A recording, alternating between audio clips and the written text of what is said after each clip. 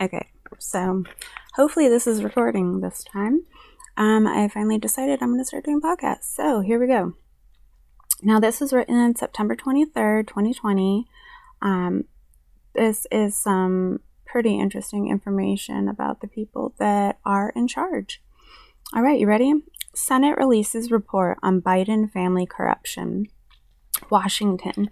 U.S. Senators Ron Johnson, Republican from Wisconsin, Chairman of the Senate Homeland Security and Governmental Affairs Committee, and Chuck Grassley, Republican, Iowa, Chairman of the Senate Finance Committee, released a report that revealed millions of dollars in questionable financial transactions between Hunter Biden and his associates and foreign individuals, including the wife of the former mayor of Moscow and individuals with ties to the Chinese Communist Party.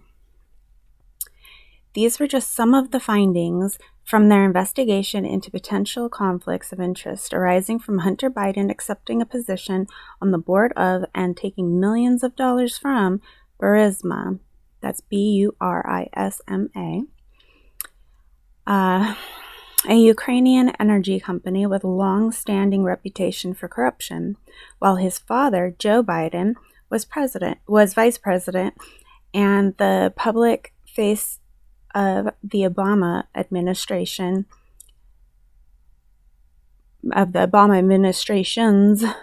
handling of Ukraine policy.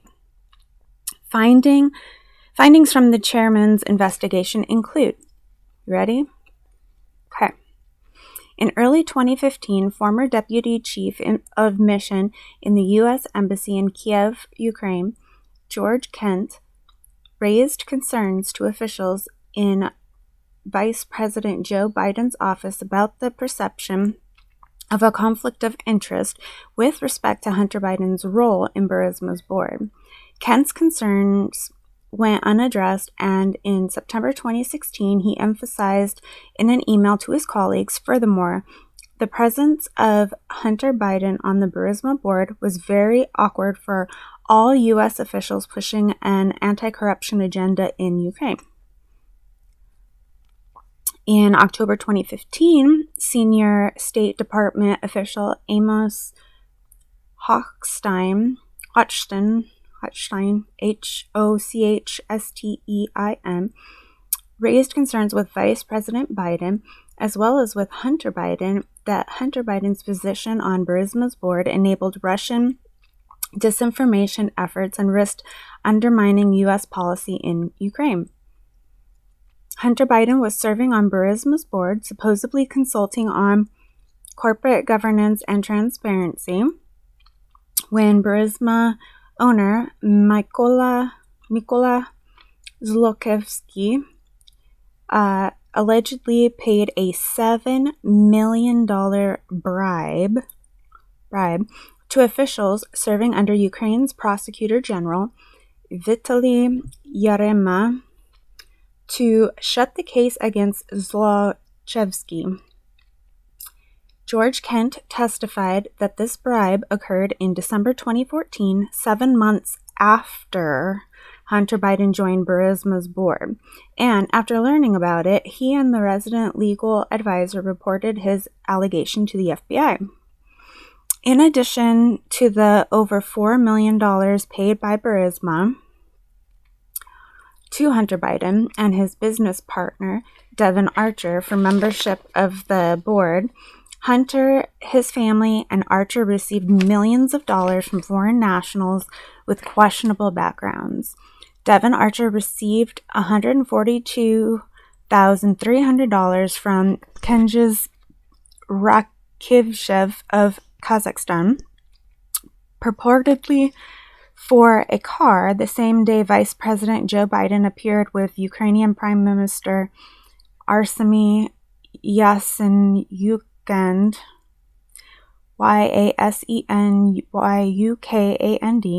addressed Ukrainian legislators in Kiev regarding Russia's actions in Crimea. Hunter Biden received a $3.5 million wire transfer from Elena Baturna. Miss Baturna is the widow of the former mayor of Moscow. Hunter Biden had business associations with Yi Jianming, Gong Wendong, and other Chinese nationals linked to the Communist government and People's Liberation Army. Those associations resulted in millions of dollars in questionable transactions. Hunter Biden opened a bank account with Gong Wendong that financed a $100,000 global spending spree with James Biden and Sarah Biden. Hunter Biden opened a bank account.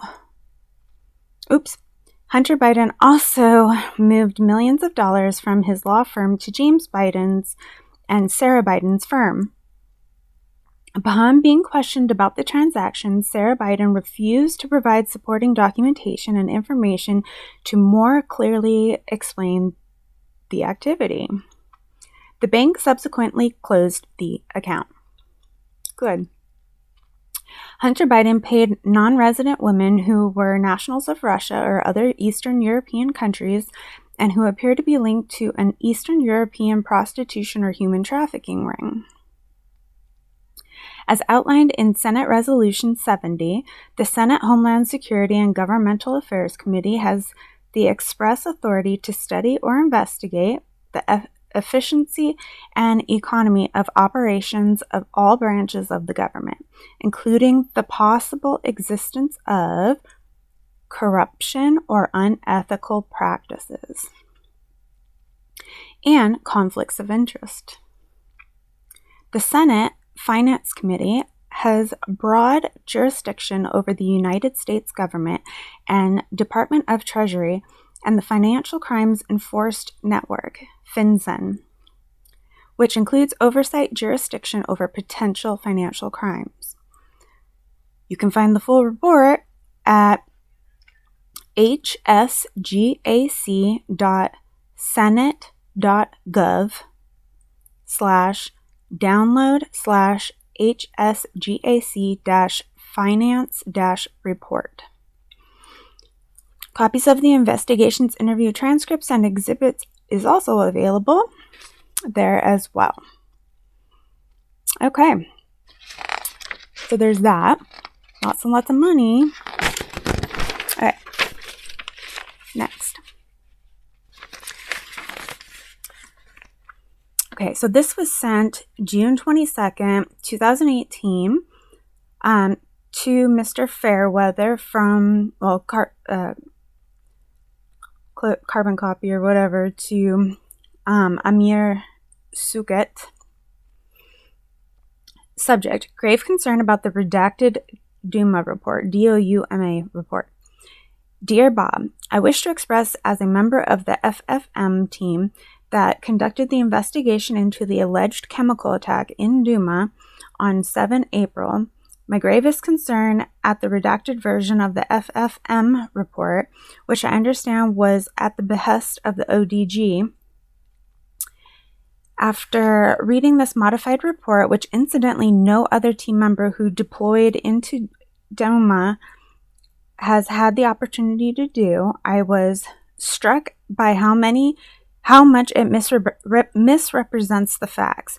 Many of the facts and observations outlined in the full version are inextricably interconnected, and by selectively omitting certain ones, an unintended bias has been introduced into the report, undermining its credibility. In other cases, some crucial facts that have remained in the redacted version have morphed into something quite different to what was originally drafted. If I may, I will outline some specific aspects to the redacted report that are particularly worrisome. The statement in paragraph 8.3 in the final conclusions, quote, the team has sufficient evidence at this time to determine that chlorine or another reactive chlorine-containing chemical was likely released from cylinders, end quote, is highly misleading and not supported by the facts. The only evidence available at this moment is that some samples collected at locations 2 and 4 were in contact